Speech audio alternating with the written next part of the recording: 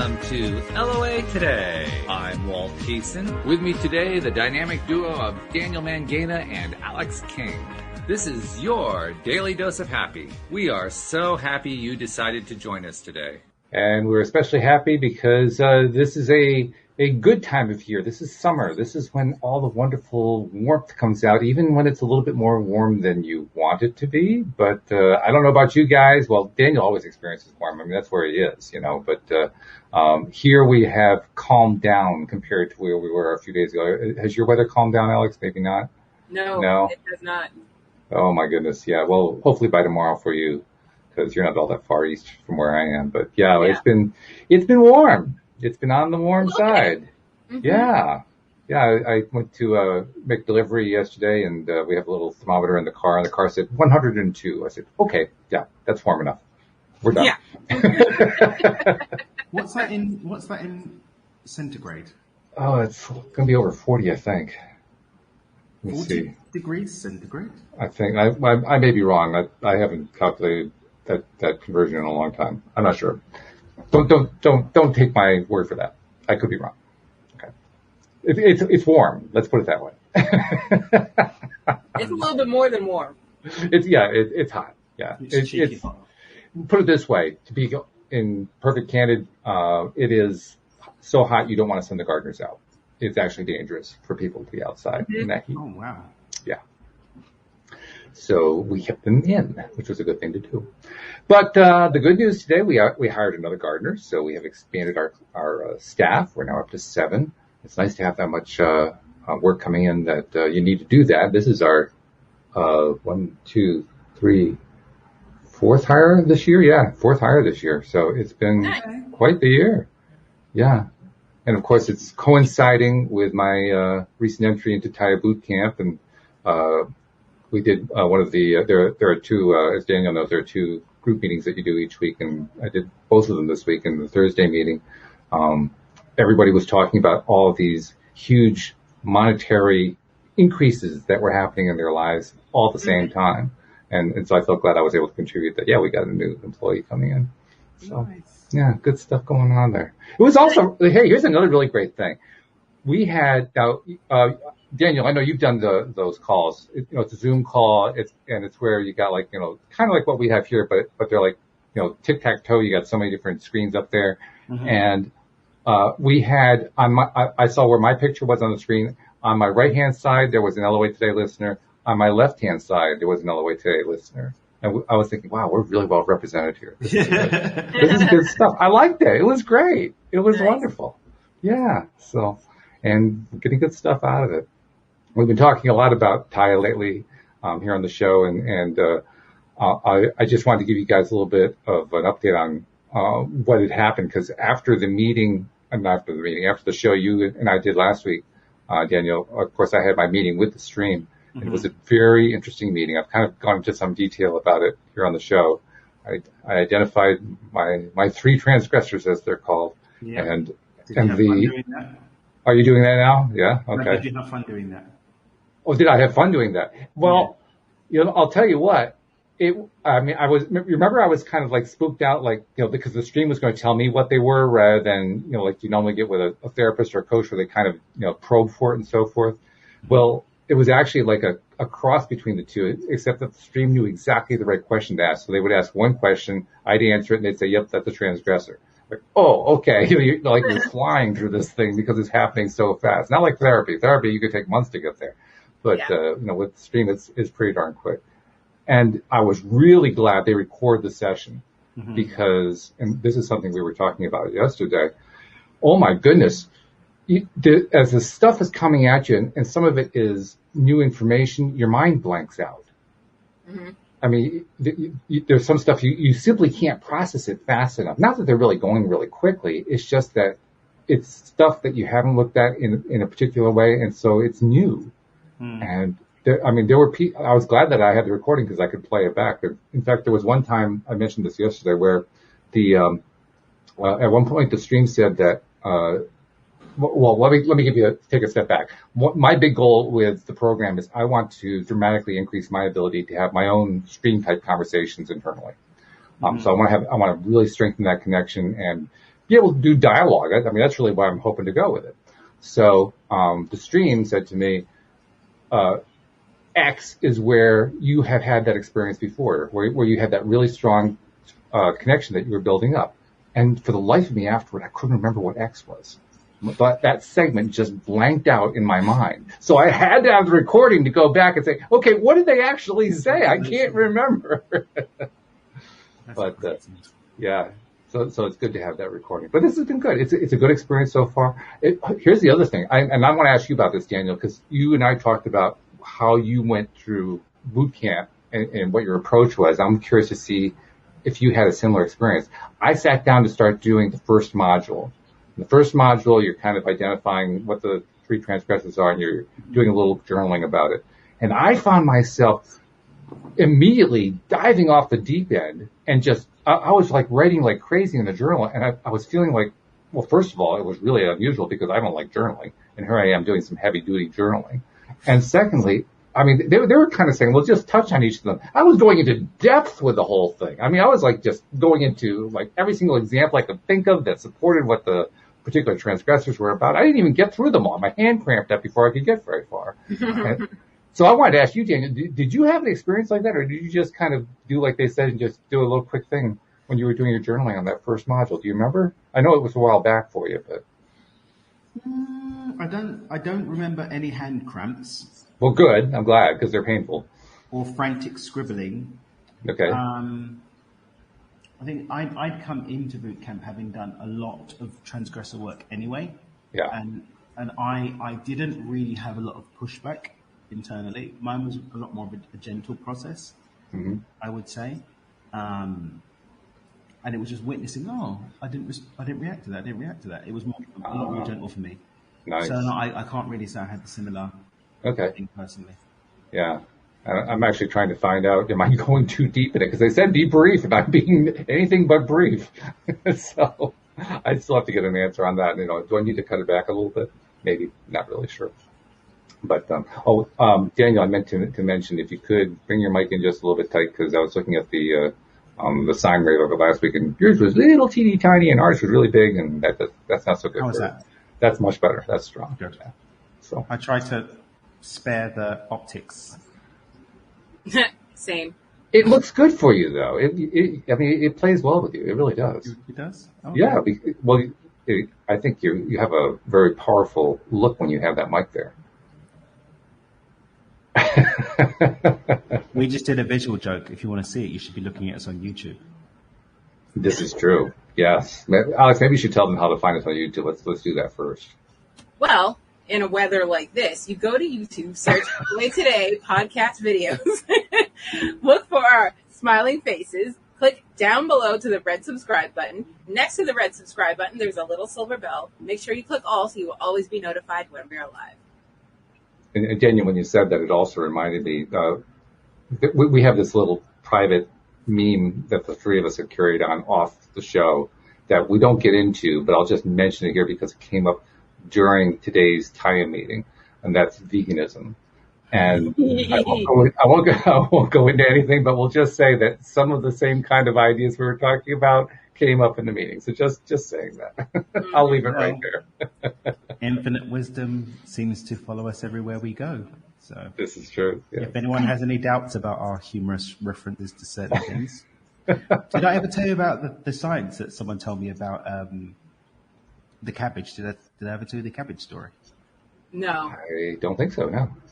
So I'm looking for the paper on this, but a reputable person told me this. So I can't quote it as fact until I found the scientific paper on it. However, a scientist measured what was going on with one cabbage whilst the cabbage next to it was cut in half. Oh my God. And it had there was a thing when the other cabbage was cut in half. There was a spike?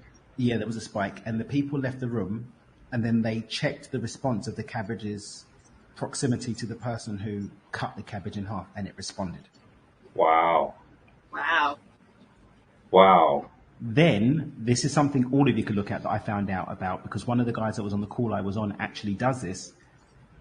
They're making music with plants. Different plants give off different frequencies that can be translated into music. And you can actually, based on converting the energy frequencies into different instruments, the plants actually make songs. You can go on YouTube and look at plants making music. So what does it sound like? Well, it depends on the instruments that they pick, but it's like they make symphonies. And so there's one guy, for example, the guy that was on the meeting, they're actually working with different plants to produce songs with the plants. Nice. That's crazy. So, I mean, no, good. I'm not saying that it's insane. No, I mean, but what I'm saying is for those who are speaking of the,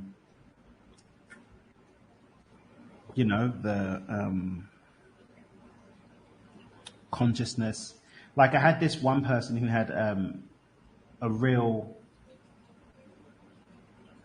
thing of, oh my God, plants are conscious because of X, Y, Z, A, B, C, D, Dubry, what's it, blah, blah, blah. No, animals are conscious and that's why I'm vegan. And if you eat animals, then you don't care about conscious creatures. And there was some going back and forth. Yeah.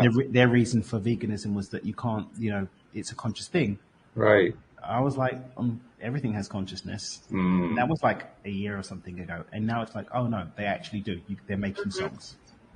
That's pretty wild. Now what are they gonna Now what are they going to eat? Yeah. We have to bring the consciousness out of the discussion, Yeah. So anyway, I found that fascinating. It is fascinating. Yeah. Very fascinating. But you can Google up. I'm looking for. So if any of the listeners know or can find the scientific research, I believe it's a Russian scientist about the cabbage. Wow. I'm looking for that because I'd really like it.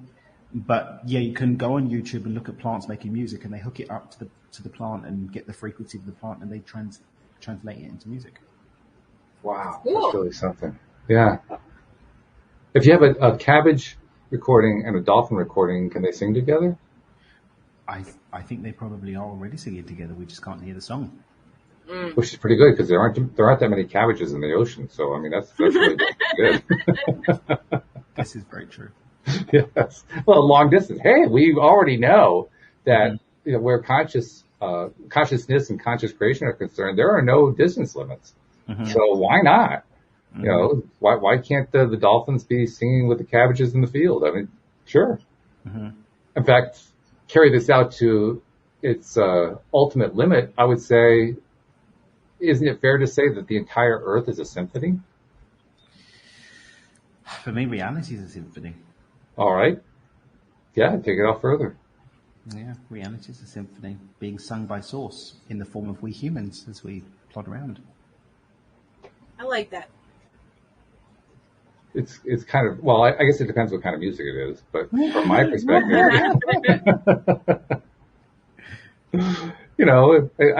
I suppose it depends on which hour you're listening to as well, but I just like the idea of that. I think about the Emoto experiments, where he the water, right, and the emotions that they apply to the different water test tubes or whatever they are. And I think about the pictures that Professor Emoto took of what they all look like, and the emotions that are down the spiral in TYA boot camp talk, or low vibration stuff, is always this ragged, jagged, crazy kind of stuff. And anything that's the higher vibration stuff is smooth, like crystals and beautiful things and so forth. It's really interesting, very, very interesting. That nature actually plays out that way. I guess nature has its likes and dislikes too. I wanted to follow up. Well, first of all, last week we didn't really have Alex's participation. She had other things that were going on, so I wanted to catch you up a little bit, Alex, on what had happened with TYA. But also, I wanted to follow up, and I'm kind of restrained here because I've said before the show we won't go in this direction, so I won't go that direction. But I just want to ask in general, from the perspective of somebody who's outside of TYA and hearing about people who are doing this kind of thing, when you hear something like that, does it resonate in some way? Is it like, oh, well, good for him or good for her because they're a friend, but I don't really care all that much? What does it sound like when you hear about that? I Because we've been have talking no about TYA idea all what it week. is. I've never heard of it. Oh, okay. So we haven't talked about it at all while you've been on the show. You said there was a special guest coming last Thursday and you had people on all week. That's all you told me. Oh, all right. Well, then we got to catch you up a little bit. Well, Taya comes out of David Strickle, who used to do the Tuesday show with me for a while there. Yeah. And of course, he channels the stream of David.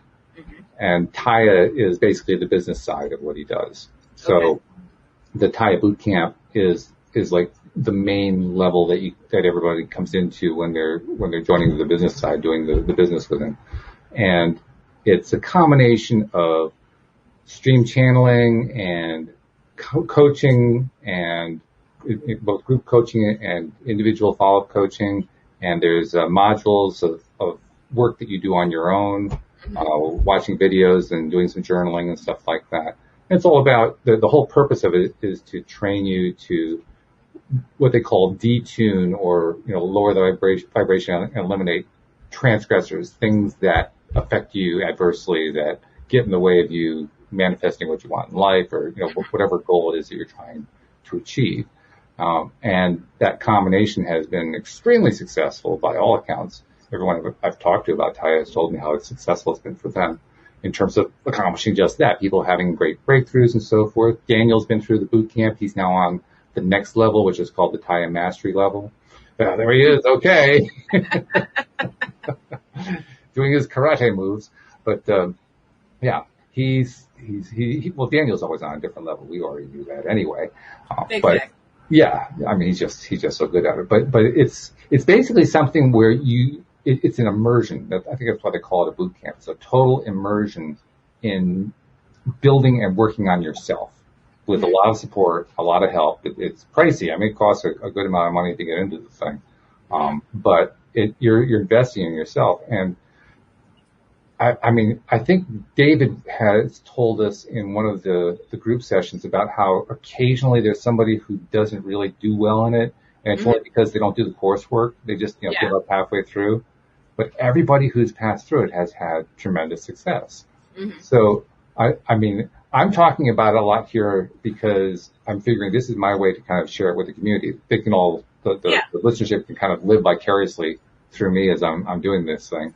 But I also have that curious factor, and that's why I was going to ask you about it. You're actually in a good place to answer it because you're coming at it blind. You don't really know anything about it. So when you're hearing about that, that's my question. What are you experiencing as you're hearing that? Does it sound real? Does it sound like a bunch of woo-woo nonsense? Does it sound cool? Does it sound, I don't really care? How does it come across to you? See, I'm caught in between because I know the stream, so I know it's real. Mm-hmm. But if coming from the outside looking in, I'd be like, oh, here we go, another 9. No, I'm all set. That's where I would hear it from. But like I said, I've met the stream. It's not a bamboozlement, so I know what the deal is. Yeah. So you have two different views on that. That's interesting. Because that's part of what I've been thinking about in terms of how I've been doing the shows the last week, 10 days, whatever it's been.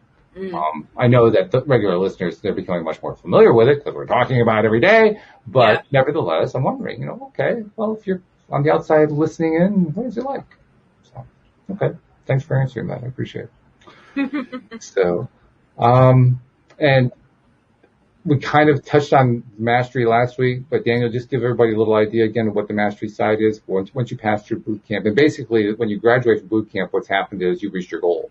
Whatever it was you were trying to accomplish, you got there. If you were trying to attract money, you got money. If you're trying to attract a job, you got a job. If you're trying to attract a relationship, you got the relationship. Whatever it is. Well, it's an ongoing life practice, and so people, when they finish in boot camp, they end up in base camp, which is like, you just hang out with the people that finish boot camp and be continuing their journey. If you want to kick it up a notch and do some really weird, funky stuff, applying the same principles and really take it to new levels, then you come and hang out with the mastery crew. We're also being charged a little bit more with independence around the material, so we have to host the group stuff and do mentorship for people that are coming through the program. And David has intentions for us to run boot camps with the material ourselves as well as a longer term plan. So yeah, it's basically picking up the torch. I think is probably the easiest way to describe it. So, I mean, is that one of the reasons why you decided to do the TYA Mastery, or are you planning to actually create a boot camp, or not necessarily create a keramtic boot camp in your neck of the woods? I'm not really sure what I'm going to do with it. I know that I'm going to be here.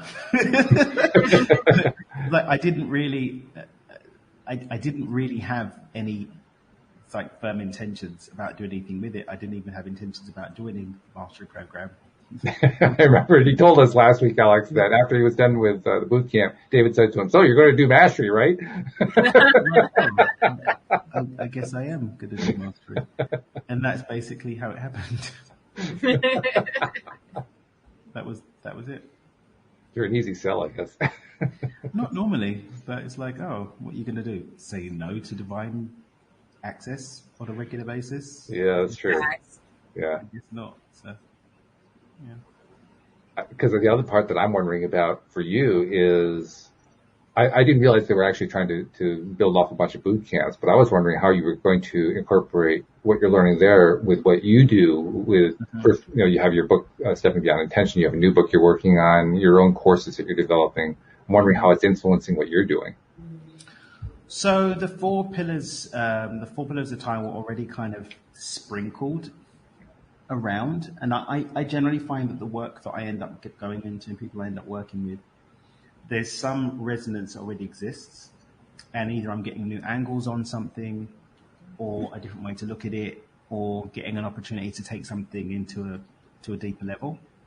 So appreciation took acceptance, for example, to a new level. I was already into the intention stuff. Polarity took clearing to a different level because I'm letting go of my obsession between the two. So it just added levels of depth to what I do already, and more color to the narrative of what I teach, versus me like wanting to rewrite all of the books because of what I've learned.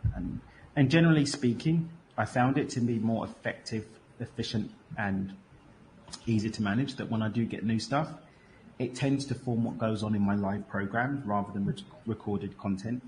Yeah. So people that do live group calls with me will, for example, will see, oh, there's some new flavors going on. Or when I do a VIP day, oh, there's some new flavors going on. Versus me going back and rewriting everything that I've done before.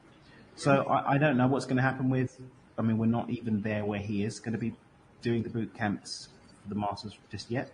Mm-hmm. So I don't know what's going to happen with that. I don't know what my workload's going to be. I don't know what the resonance is going to be at the time. But I'll certainly be supporting anything that they are doing around that. And in your experience, just from what you went through and the people you've met through the program, do you concur that they've had that really high success rate that everybody seems to be talking about? I don't know anyone that hasn't gotten what they went in for. Okay. But then I don't know anyone that's as obsessed with what they thought they wanted by the end that they were at the beginning. If that makes sense. Why is that, do you think? Because you start to look at reality a completely different way. Most of us, and I find this moment, most of us are running away from something or want something because it takes us away from the pain point of something. Mm-hmm. People that say they want to be wealthy is probably because they're sick and tired of being broke. Mm-hmm. People that want health is because they've done with a lack of health in their body. People that want to be in a relationship is because they're lonely and not in a relationship that serves them right now. This is what I find to be the case most of the time. When you start looking at, I actually trust that everything's coming and I'm actually really happy where I am right now. I'm not really chasing money anymore. But then that tends to be the conduit through which it comes in. When I'm happy, whole and complete and in love with myself and connecting to the truth that I'm just sourced, then I'm not really lonely because I'm never alone. And therefore, a relationship's just a bonus. So it's interesting to see that it's the better position to have a healthy relationship come in anyway. So I don't know if I'm making sense from that angle, but generally when we want something because it's blocking us from getting what we want, then I find it to be a much less effective place to create from. Mm-hmm. It's interesting too, because that theme I call that bouncing off the diving board, and on that bounce, depending on how hard you hit that board, it makes you fly higher. Yeah. That's kind of like the polarity thing. Mm. That's really what you're talking about. Somebody who goes deep into the polarity, they're the ones who tend to fly the highest. I think that's actually true. But that topic came up during today's meeting, actually. So interesting that you Yeah. bring that up. I mean, that's one thing that I've always said. Like, the balls that hit the ground the hardest are the ones that bounce the highest. hmm Yeah, Yeah. that's true. So, The other thing that came out today was how if you try, and this I'm also curious in the context of what you just said, if you try to maintain that high just level plays, polarity just is going to bring you down anyway, and it's going to create what David today was calling striving.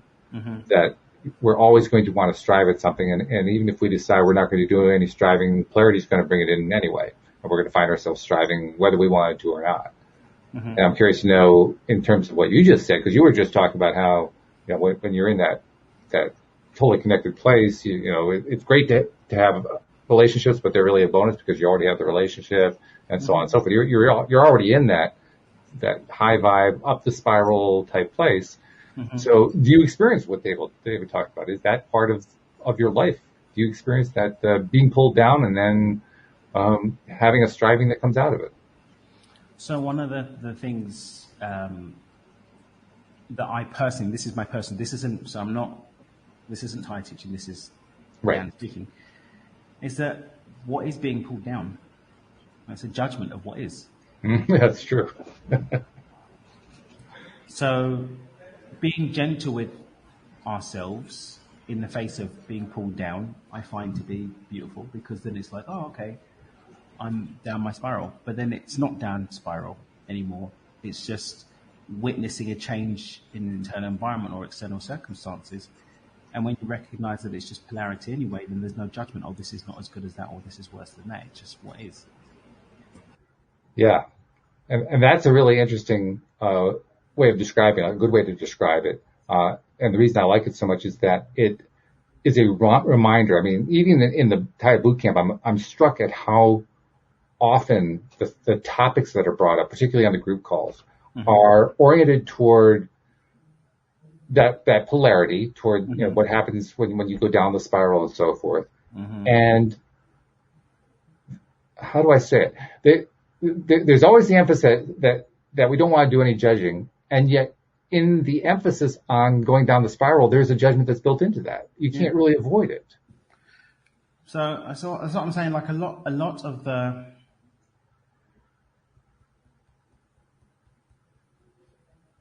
aspects of this whole thing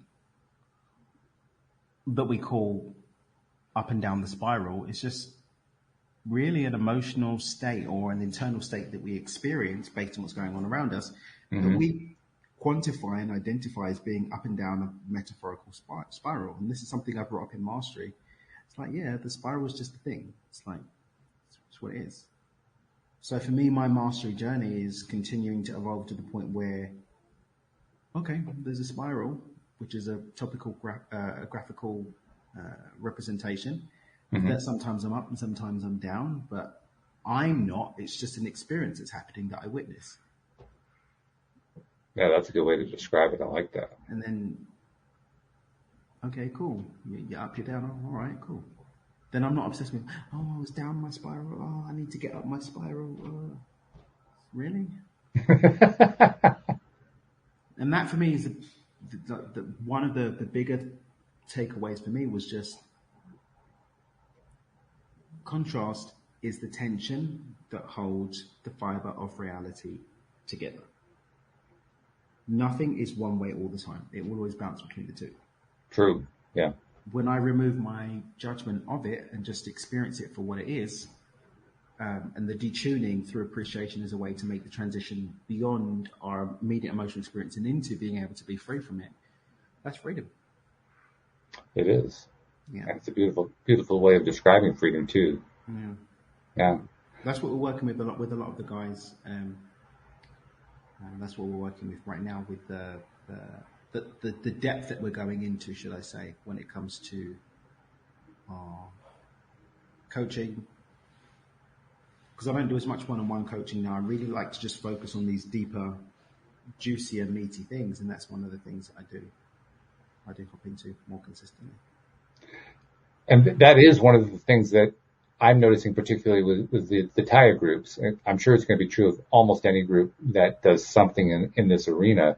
And that is everybody has their own stuff that they're working on and their own results that they're getting and the stuff that they're sharing and so forth. Mm-hmm. And when you take all of them together from one meeting, for instance, and just treat it like sort of a quilt, if you will, or a tapestry, mm-hmm. It's a pretty cool tapestry. It gives you a kind of an overview of humanity in a sense. Like you get the sense there are lots of different little things going on that I never see any day.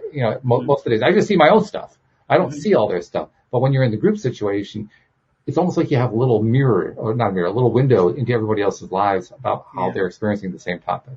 That's cool. And it's fun to watch that. It's been really powerful for me to deal with the judgment junk. Mm-hmm. It's been a lot easier for me to deal with the judgment junk now that I'm not doing the same thing. And so, I just keep working that. And for me, experiencing all those people with bringing their stuff in the group, that almost ties into why I do LOA today. Because I mean, I have all of these co-hosts here, people like you and Alex and so forth, and all of you bring your own perspectives. And to me, that's interesting. Mm-hmm. I like that. That's a lot of fun. So it has that same flavor for me. I guess that's why I'm thinking about that side of it, because I just enjoy hearing about all the different things that are going on. Mm-hmm. And of course, I'm meeting a lot of these people for the first time. I can't remember what all of their names are. There was one woman who's trying to, she wants to manifest a new home in Hawaii. And I'm thinking that's a really interesting request, first of all. And she's talking about, what's happening toward that end and how she's feeling good about it and so forth. And now Hawaii is something I've always wanted to do. I've always wanted to visit Hawaii. It's probably one of my top 3 things to do, but I've thought about it in terms of a visit. She's talking about actually going to live there. Mm-hmm. And Kerry's just finished her move to Belize as well. That's right. Yeah. She was talking about that. Yeah. And which was also interesting because Belize is a country I never really thought about in terms of wanting to go vacation there or something like that. Mm-hmm. But I was curious about it. Mm-hmm. It was just, it's an interesting company. It looks really, really beautiful. It is. It really does. Oh yeah. Mm-hmm. Gorgeous. So I'm excited to go and visit at some point because it's for me to get there because I can just go south. It's really close for you. Yeah. No kidding. You don't have to go very far at all. Yeah. Very, very cool. I also got a sense, that sort of a flavor of how tight the TYA community apparently is. Mm. There's very strong connections seem to be drawn fairly quickly among people in that community as they're going through the boot camp. I imagine through the mastery as well. More so in the mastery, I think, because a lot of them are the older school guys, more the OGs. So they've been kicking around and hanging out for a couple of years in some instances, some longer. Mm-hmm. There's definitely a rapport built, and there's like a really jovial, loving energy between.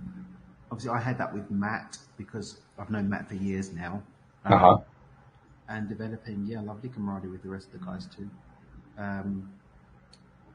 When I am again able to go north of the border, I'll definitely go and hang out in California. There's a couple of them in California. Kerry's down in Belize. We'll see what happens with that. But right. I think 3 or 4 of them are California based, something like that. That's cool. Yeah. Very nice. Yeah. And I should mention, David's coming back to do another episode here in about 2 weeks, I think it is. And then Kerry's coming, I think the next day, not Kerry, Stacy is coming the next day. So we're going to have 2 of the top leaders coming through back to back. It's going to be pretty cool. It's been interesting too, I actually saw Kerry for the first time today. Now anyone who's interacted with David they're really interacting with Carrie most of the time by emails and so forth. So that was my first chance to actually see what Carrie was like. I liked her. She was really cool. She was a great person. Yeah. And Stacy, I don't know what I expected with Stacy, but I like Stacy. I like her a lot. She's really chill. She's like really got that chill California vibe. Yes. Yes, very much so. I agree with that. Yeah. And I have to admit the fact that my hair color and her hair color were similar was reassuring for me. Are you judging your hair color, young man? I suppose in a sense I am, yeah. But what I'm really doing is just saying to myself how nice it is that I'll be perfectly honest. There are times when I feel like I was behind the curve because of how late in life I learned a lot of this stuff. And I'm very happy whenever I meet younger people like yourself and others who have discovered the stuff earlier on in life than I did. And I love the fact that you guys are benefiting from it and applying it in your lives. But there's that little piece of me that says, well, why couldn't have I had that? I wanted to have that when I was that young. Why is it just me? Well, it's not just me. Yeah. There are others who had a similar story. And I think that's the part that's reassuring. Is that judging? I guess it is. Yeah. But you know what? Like I said, my friend Chris gave me the funniest thing. When we judge ourselves for judging, then we're actually keeping ourselves trapped in judgment. Well, yeah, exactly. Yeah. No, that's true. So it's like, oh, okay, I judged. Okay, cool. Big deal. That happened. I like that for a couple of reasons. I mean, it reminds me of what happens in Christian circles, because one of the big concepts in Christianity is sin. And the concept of sin has, over the centuries, I would say over the millennia actually, has taken on some stuff that the original concept didn't have in it. There's a lot of blame, severe judgment, all that kind of stuff. But you look at the original word, and the original word was you missed the mark. That was it. There was no blame attached to it. It's like, okay, you had your bow and arrow, you fired, the arrow missed the bullseye. Go pick up the arrow and fire it again. Don't worry about it. It's not that big of a deal. Succeed. Yeah, exactly. Think again. Yeah. And so I like the fact that you were essentially saying the same thing about judgment. Like, okay, so I judged. Big deal. Yeah. And again, nobody's going to be the same way all the time. There's nobody that doesn't judge all day long. There's no one that judges all day long. We're all kind of somewhere in the middle between the two. Yeah. Guess what? It's okay. Yeah. That's my groove now. Anyway, that's how I roll. I agree with you. I think it's an important idea because what we're really talking about is relaxing with this stuff. So much of what we talk about in TYA is about the detuning. So much what we talk about when we talk about conscious creation is about, overcoming blocks and overcoming resistances. But at the end of the day, it's just learning to enjoy it all, which is a lot less complex. It's a good place to be. It's a good place to be, and it's an easier place to be. A lot less strain, a lot less stress. I've become particularly aware of stress lately because, particularly with this gardening business that I run for Louise, we got through the heaviest part of the year, which is May, early June, and I'm glad we're through it. I am very glad that we are through it. I commented to everybody that this past Monday and Tuesday there were no shows actually. And Monday, we had no internet service here, so I couldn't do a show anyway. And Tuesday, I was just so stressed out, and it was so hot. Sent all the gardeners home. Then Louise and I went to the beach. And we just kind of hung out, just melted into the sand, and it was wonderful. It was great, and it was just a reminder that wow, I need to just get into that vibration a lot more often. Just relax about it. Don't stop taking all this crap seriously. Exactly. It's not. There's nothing serious going on here. What the heck am I doing? Taking it all seriously. None of us are getting out of a life anyway. Yeah, right. So what's there to worry about? What's the worst thing that happens? We die. Okay, well. Okay. Well, that was happening anyway. Yeah, right. That was happening anyway. But I mean, it can be easier said than done. I get that. Saying,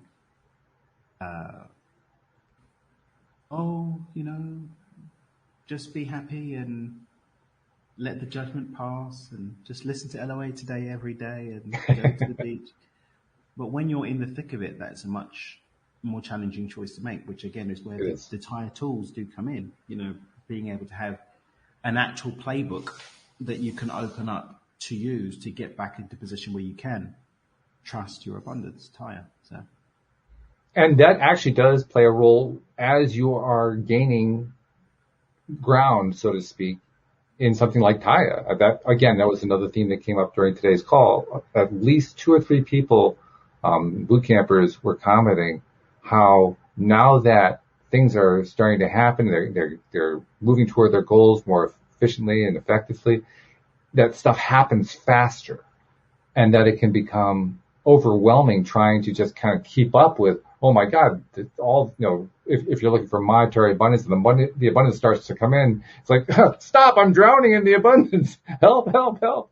Throw me a life preserver. I can't take this. Well, that's kind of what it can feel like at times. You know, we're dealing with a polarity environment, and as stuff starts coming in, it's polarized. It's definitely up and down that spiral all over the place.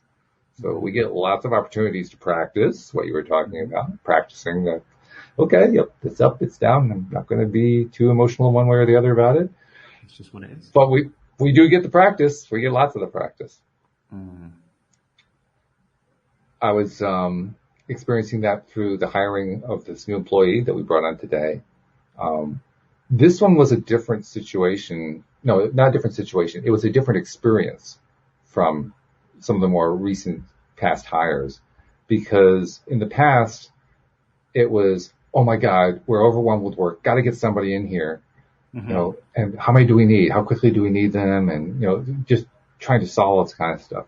This time it was, oh, I guess we need somebody else. Next phone call. Good. Let's go. You know, now the same craziness is going on. Yeah. It's not like that went away, right? Relationship. It's just this time it's like, I'm just not going to respond to it. I'm going to do what has to be done, and okay, next, no biggie.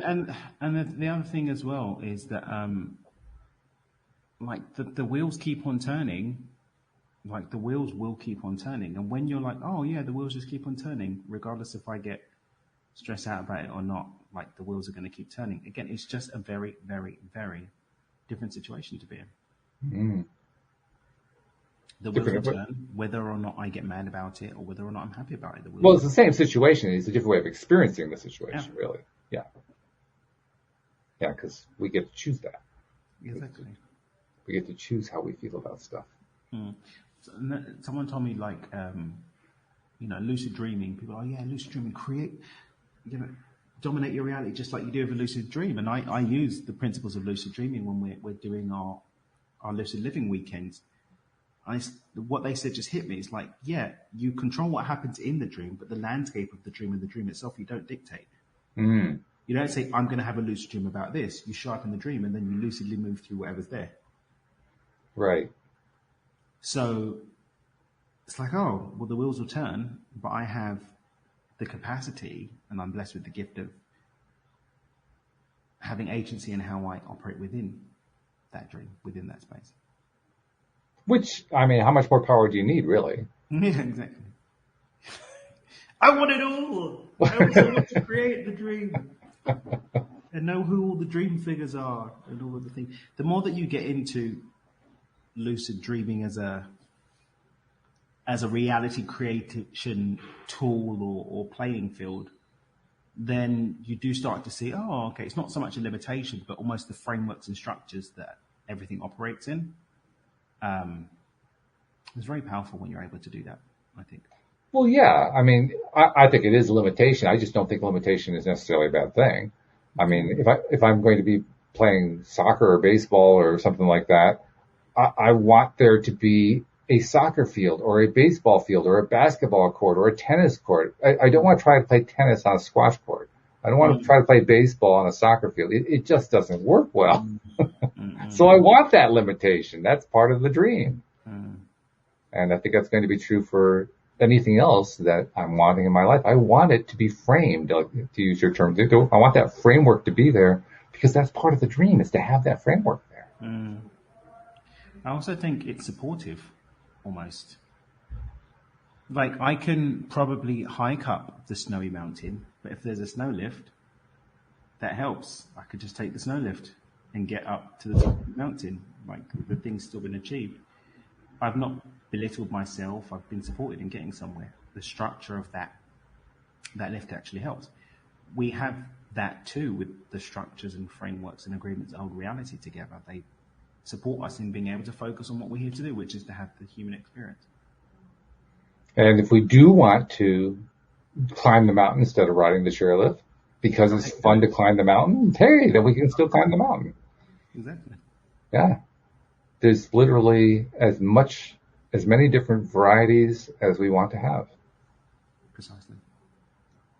Which is pretty darn cool. Hey, if you're going to be an eternal being, you might as well have eternal things to do, right? Exactly. That's something I try to remind myself of periodically. I'm dealing with the day-to-day stresses. Because like you said, it's one thing to know the theory. It's another thing to actually start applying it while you're dealing with stuff. Exactly. And I try at times, I'm not totally successful, but I try to kind of take a step back and ask myself, okay, how does this look like from the fact that I'm an eternal being? And when I can ask that question, it does help a lot. Trying to remember to ask the question is more of the hard part for me. But when I remember it, it's like, oh yeah, well this craziness right now is just a blink in time. I mean, it hardly even exists as such a quick blink. So from an eternal perspective, it's like, oh, yep, that happened. Eyelash in the eye, that was it. It's gone. That's, not something I have to deal with now. It's a very, very different perspective. I wondered about that the first time that the stream came on, because the stream was really the first one that I can recall who talked about having that eternal perspective, that source energy perspective, if you will, and what it's like to have that perspective. And, I never really thought about it that way. When certainly before I became a conscious creator in any sense of that word or that term, I was influenced by the Christian background that I had. And the Christian background is there's God and there's you, and God does the creating, and you're just, you're the plaything, right? Do you spend any time thinking about what it is to be God? No, I mean, that's almost blasphemous. You don't go there, right? But in this practice, you can go there, and it's a fascinating place to be mentally.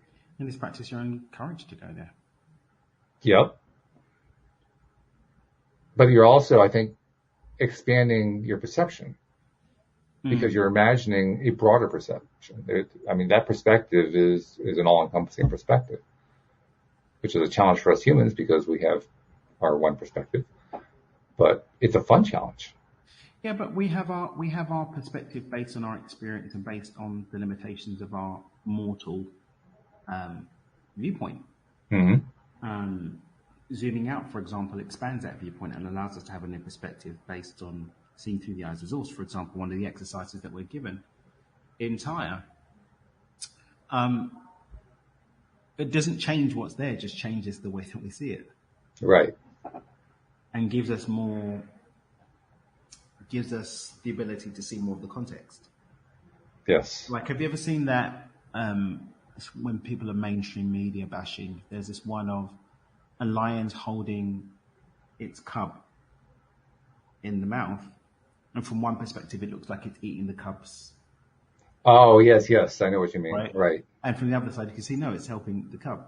It's like having both sides, zooming out to see both sides gives us more context. Right. For me, even that process is completely negated by not judging any of it.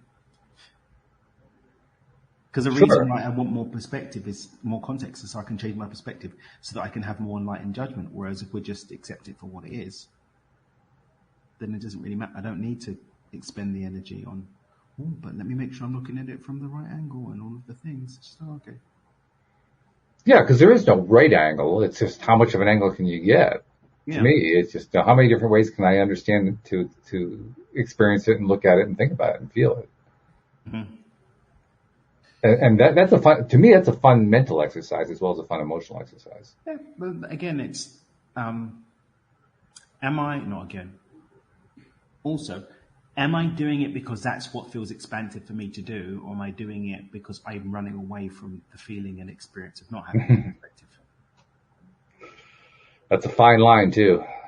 Right? So, and that's really where I'm at pretty much now. Like I said, I do absolutely nothing that doesn't set me on fire. Mm. At all. I don't want to meditate right now. Okay, I'm not going to do it. I really want to meditate. I'm going to go and do it.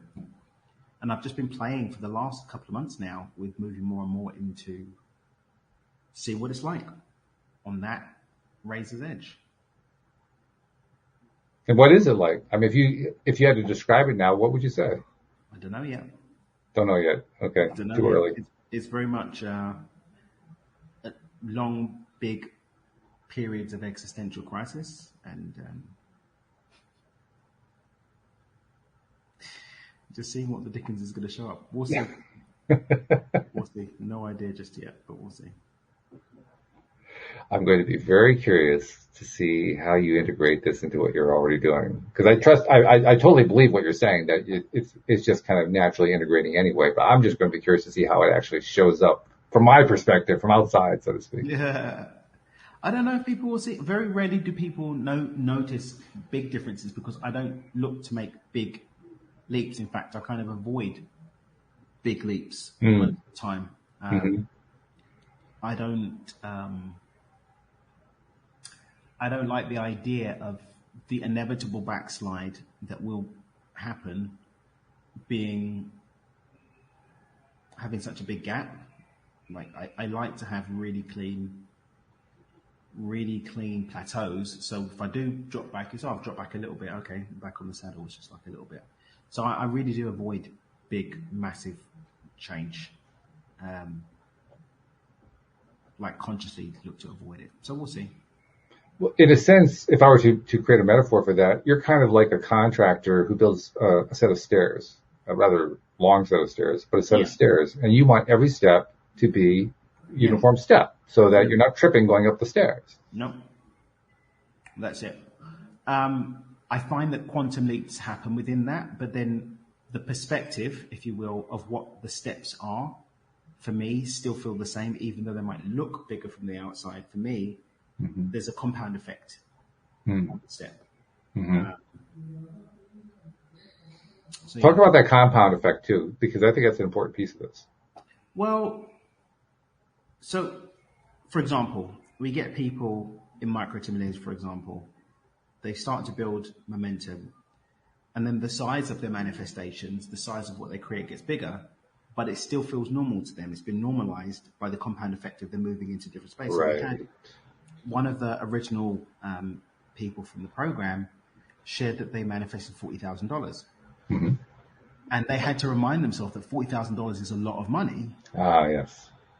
It's like, oh yeah, this is what some people earn in a year. And it showed up magically for them. But they're so used to money just sort of showing up. Like they looked on their Bitcoin account. There's like, oh, there's $7,000 in here. I didn't even realize that was there. And they've just been putting $10 a day for a long time.